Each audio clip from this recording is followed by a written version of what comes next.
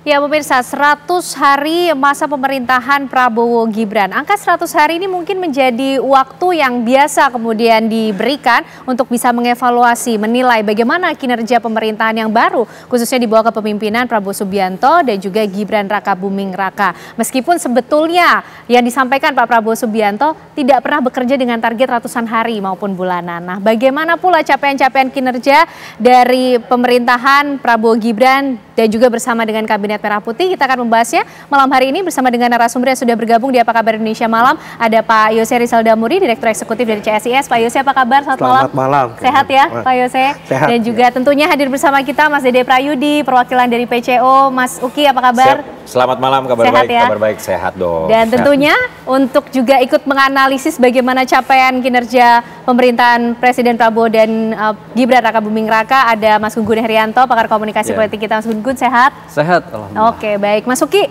jadi kemarin sidang kabinet ini membahas evaluasi kinerja dari kementerian, lembaga, badan di bawah pemerintahan Pak Presiden Prabowo dan Gibran Rakabuming Raka, walaupun sebetulnya tidak pernah bekerja dengan target ratusan hari katanya Pak Prabowo. Iya, betul, itu betul. Jadi kami memahami ya bahwa istilah yang beredar luas di masyarakat itu kan 100 hari pertama. Ya. Namun kemudian Pak Prabowo atau Presiden Prabowo itu tidak pernah ada tahapan-tahapannya itu sekian ratus hari di dalam menjalankan tugas-tugasnya sebagai kepala pemerintah. Nah, kalaupun kita berbicara target, itu kan targetnya sudah baku ya, target tahunan.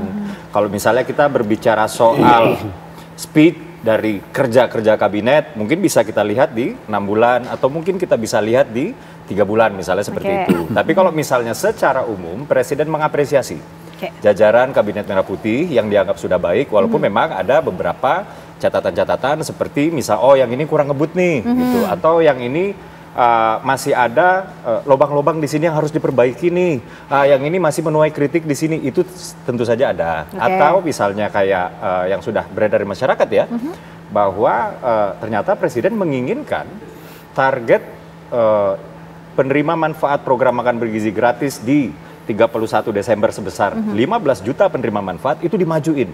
Menjadi September 2025. Itu yang masih menjadi prioritas Pak Prabowo ya? Sangat prioritas, ya? Artinya inilah yang salah satunya tadi saya katakan tadi, ini perlu dikebut.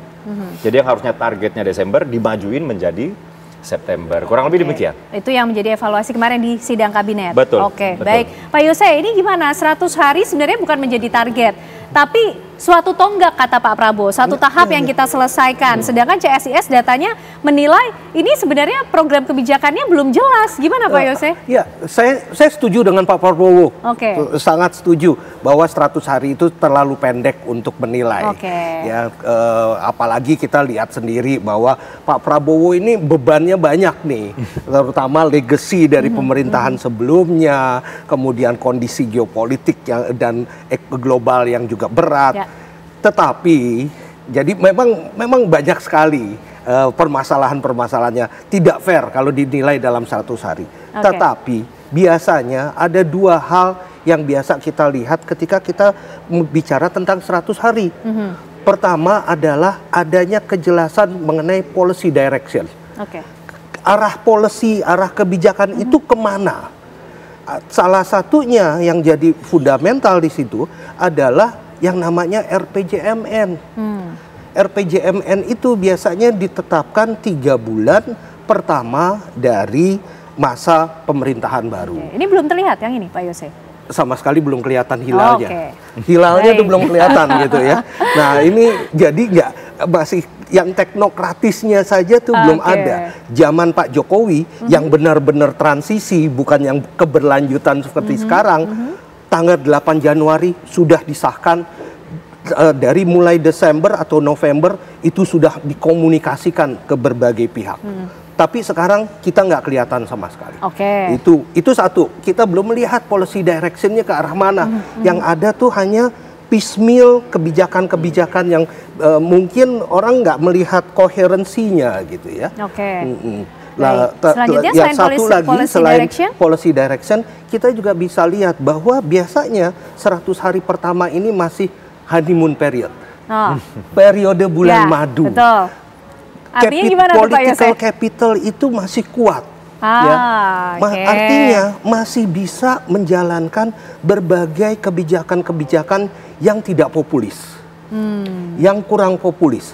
Tetapi sekarang ini belum ada kebijakan yang tidak populis yang bisa dilakukan. Misalnya kalau memang fiskal kita berat, ada harusnya ada kebijakan pengurangan subsidi yang bisa kita lakukan. Atau kemarin ini bahwa ada peningkatan PPN yang bisa dilakukan. Tapi setidaknya kan ada makan bergizi gratis yang terus digaungkan, Pak Yose. Malah kebalikannya. Itu adalah kebijakan yang populis kan. Kebijakan yang bisa dianggap sebagai diinginkan oleh publik. Begitu juga kebijakan misalnya yang ditetapkan langsung oleh Pak Prabowo. Kenaikan UMP sebesar 6,5%. Itu pertama kali dalam sejarah baik, Pak Yose. Presiden mengumumkan kenaikan UMP. Mas Uki gimana? Merespon mungkin mengenai policy direction-nya kok kayak belum terlihat nih, Mas Uki, gimana? Iya, jadi ada tiga ya, ada 3 poin pemerintahan, arah pemerintahan Prabowo Gibran 2025 sampai dengan 2029. Yang pertama adalah effective government. Lalu yang kedua adalah keberpihakan kepada rakyat. Lalu yang ketiga adalah kemandirian bangsa. Nah, apa yang sudah dimulai ini sebenarnya bisa kita lihat ya di kulit luar semua yang 3 itu mengarahkan kebijakan ekonomi, kebijakan kesejahteraan itu mengarahkan kita kepada pembangunan sumber daya manusia. Jadi misalnya pemerintahan Presiden ke-7 itu fokus ke infrastruktur.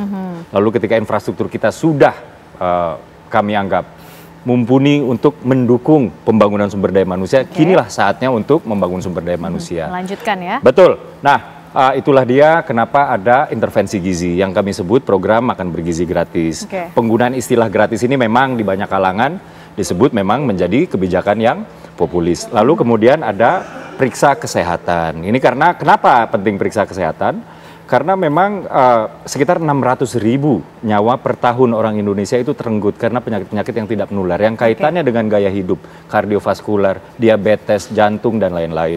Jadi Presiden ingin hak rakyat untuk sehat dan diproteksi kesehatannya itu betul-betul dijaga oleh pemerintah. Lalu kemudian ada pemutihan utang macet UMKM, terutama yang bergerak di sektor pangan. Ini juga sebagai penunjang untuk Presiden Prabowo mengajak seluruh stakeholder, seluruh pihak untuk bersama-sama kita mewujudkan swasembada pangan. Misalnya seperti itu ya, itu kan hulunya ya swasembada pangan, makan bergizi itu adalah hilirnya misalnya seperti itu ya. Lalu ada lagi juga kenaikan UMP dan lain-lain. Jadi fokus dari pembangunan 5 tahun ke depan, walaupun proyek-proyek strategis nasional ini hingga detik ini ya belum ada yang secara resmi dihentikan atau komitmennya dikurangi ya. Tapi yang jelas Presiden Prabowo percaya bahwa nggak ada waktu yang lebih tepat daripada sekarang untuk kita invest in human capital, untuk kita invest di modal manusia. Jadi masih concern kepada human capital ya, sumber daya manusia itu tadi. Mas Gun-Gun melihat nih 100 hari menjadi waktu tolak ukur sepertinya yang biasa digunakan untuk menilai bagaimana capaian kinerja dari pemerintahan yang baru ya, khususnya Presiden Prabowo dan juga Gibran Rakabuming Raka. Nah, bagaimana nih capaian kebijakan populis, tidak populis, narasi yang ingin disampaikan, tapi ditahan dulu ya Mas Gun-Gun ya. Nanti selengkapnya kami hadirkan untuk Anda pemirsa, usai jeda.